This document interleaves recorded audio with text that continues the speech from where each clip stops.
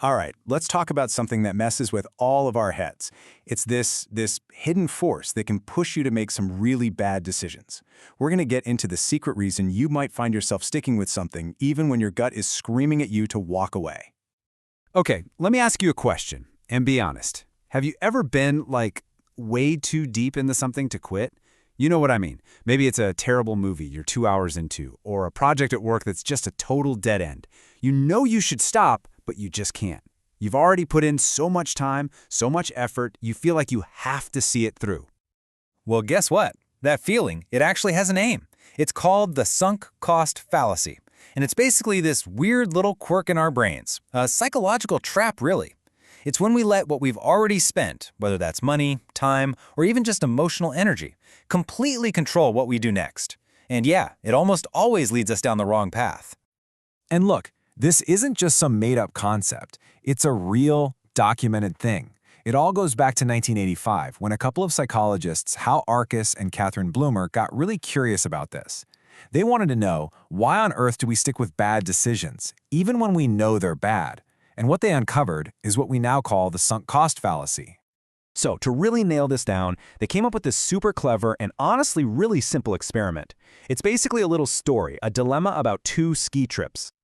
Okay, so put yourself in this scenario. You've messed up, and you accidentally booked 2 ski trips for the exact same weekend. Oops. And here's the kicker. Both are totally non-refundable.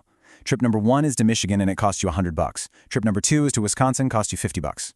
But here's the most important part. You know for a fact that the Wisconsin trip is going to be way, way more fun. All right, what do you do? Which one do you pick? I mean, logically, the money's already gone, right? It's what they call a sunk cost. You're not getting it back either way. So the only thing that should really matter is, which trip is going to make you happier? Simple. The one that's more fun. That would be Wisconsin. But here's where it gets crazy. That's not what people did. A full 50%, half of the people in this study, chose the $100 trip to Michigan, the more expensive, less fun trip. It makes zero logical sense, right? But it tells you everything you need to know about how our brains work. So why? Why would they do that? It's because that $100 felt more important. It felt like a bigger waste to let that go. See, our brains are hardwired to hate losing things. And throwing away $100 feels like a much bigger loss than throwing away 50, even though, in reality, both amounts are already gone. It's like the ghost of that $100 bill was making the decision for them. That initial investment just held them captive. Okay, but that was just a hypothetical question, right? So, the researchers decided to test this out in the real world. They set up another brilliant little experiment, this time involving a local theater.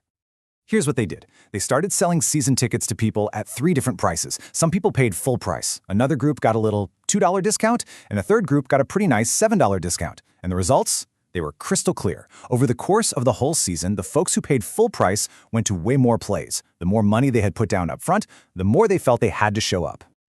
So the conclusion here is pretty hard to argue with. The more cash someone had sunk into those tickets, the more they felt like they had to go. You know that feeling, right? That need to get your money's worth. Even if on a Tuesday night you'd rather just be on the couch, that voice in your head says, nope, you paid for it. Their past spending was literally telling them what to do. So this is about way more than just ski trips and theater tickets.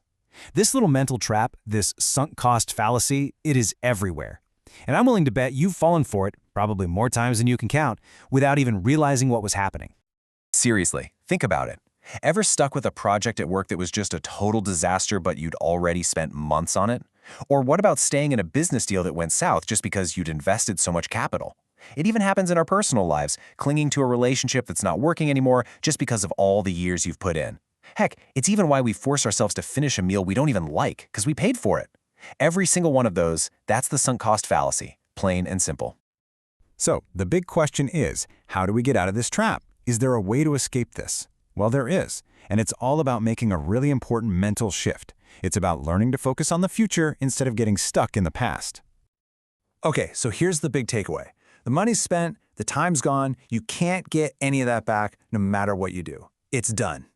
The only thing you actually have control over is what happens from this moment forward.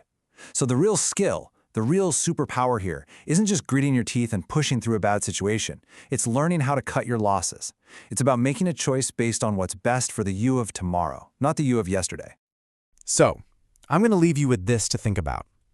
What's the sunk cost in your life right now?